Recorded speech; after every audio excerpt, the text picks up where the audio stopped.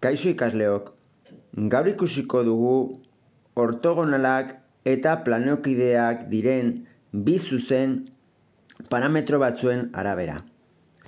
Baldin badaukagu adibidez R zuzena era kartesiarrean edo orokorrean adierazitakoa isaken AZ berdin bi eta iken Z berdin -3 eta S zuzena era jarraituan adierazita dagoena isaken bat zati bi berdin I gehi bat zati B berdin Z zati bat, aurkitu nahi baditugu A eta beren balioak bi zuzen hauek ortogonalak eta planokideak izateko, lehenengo gauza egin behar deguna da bi zuzen hauen bektore zuzentzaileak atera.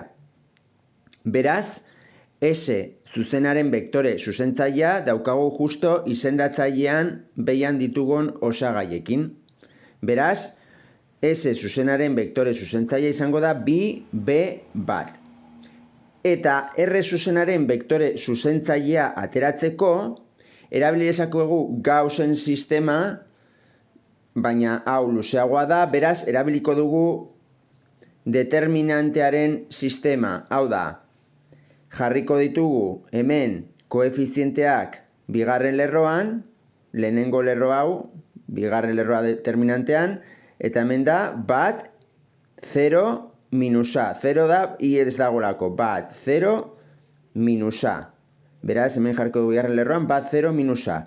Eta bigarren lerroan jarriko dugu, hemen, zuzen honen bigarren lerroan jarriko dugu determinantearen hirugarren lerroan. Beraz, hemen aldagaien koefizientea dira 0, bat eta minus bat. 0, bat eta minus bat. Beraz, eta goian IJK determinantean. Beraz, Sarrusen erreglaren bitartez egiten badegu determinante hau aterako zaigu AI gehi J gehi K. Beraz, R zuzenaren bektore zuzentzailea izango da A bat eta bat. IJ eta Karen koefizienteak. Beraz, planokideak izateko bi bektore hauek ja determinantean sartu dezakegu hemen. Bi B bat eta A bat bat. Baina falta zaigu beste bektore bat. Hiru bektore sartu behar ditugulako planokideak izateko determinantean. Beraz, aurkitu behar dugu S-ren puntu bat eta R-ren puntu bat. Horrekin osatuko dugu bektore bat. Beraz, hemen S zuzenean ja daukagu puntu bat dela kasualitatez hauen kontrakoak. Bat, minus bat, eta 0. Hor daukagu Q puntu bat. Eta bakarri falta zaigu R zuzenaren puntu bat. Nola aterako dugu? Hemen arabiliko dugu Gaussen sistema. Beraz jarriko ditugu koefizienteak matrize batean, bat, 0, minus A eta bi, eta behian 0, bat, minus bat eta minus 3. Beraz, hemendik ja ikusten dezute, askatu dezakegu hemendikan I eta Z. Beraz, I ken Z berdin minus 3, beraz, I askatuz, I da Z ken 3. Z bestaldera Z ken 3. Z-ari deitzen diogu lambda eta I daukagu orduan lambda ken 3. Beraz, ordezkatzen baditugu balio hauek goian, izango dugu isa ken AZ berdin bi. Beraz, isa ken A bider lambda, Z-ari ditugulako lambda, berdin bi. Beraz, isa izango da bi eta bestaldera plus A lambda. Bai? Orduan, soluzioak izango dira mota honetakoak, zuzen honetan, puntuak. Daukagu bi gehi A lambda, lambda ken 3 eta lambda. Beraz, orain, eman diozeieko landari nahi dugun balioa. R zuzenaren puntu bat lortzeko. R-sena landari 0 eman. Lambda 0 ematen badiogu, hemen daukagu bi gehi A bider 0 dela bi. Orduan, 0, minus 0, eta hemen 0. Beraz, A puntu bat, R zuzenarena, bi minus iru 0. Eta nola Q puntua daukagu bat, ken bat 0, osatu ezakegu AQ vektorea. Nola da AQ vektorea? Ba, osagaien arteko kenketa. Bat, ken bi, minus bat, ken iru da bi, eta 0, ken 0 da 0.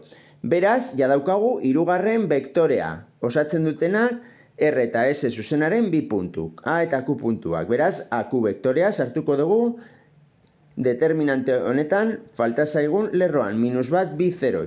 Ja daukagu R zuzenaren vektore zuzentzailea, S zuzenaren vektore zuzentzailea eta A eta Q puntuek osatutako vektore A. Beraz, minus bat, bi, 0, bi, B bat eta A bat bat. Planokideak izateko, berdindu behar dugu 0-ra. Beraz, sarruzen erreglaren bitartez egiten badezute guzti hau, minus bat bider B bider bat da minus B, bi bider bat bider 0 da 0, bi bider bat bider A da bi A, 0 bider B bider A da 0, bi bider bat da lau, baina minus lau jarri behar dugu,